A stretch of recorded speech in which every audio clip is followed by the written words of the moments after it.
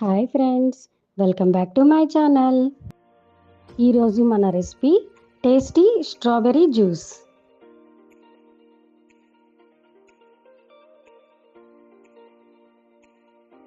ఈ రెసిపీ కోసం మనకు కావాల్సిన క్వాంటిటీలో స్ట్రాబెర్రీస్లో తీసుకొని ఇలా శుభ్రం చేసుకోవాలి.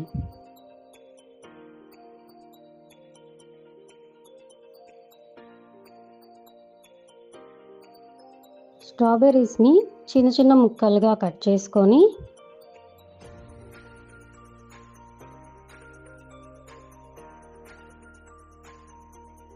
Line dates and nuts bar ఒక స్లైస్ తీసుకొని ఇలా చిన్న ముక్కలుగా కట్ చేసుకోవాలి.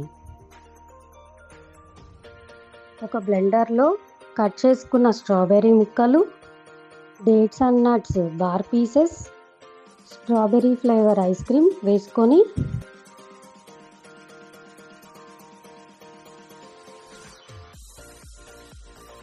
ఐస్ వాటర్ పోసుకొని స్మూత్గా బ్లెండ్ చేసుకోవాలి.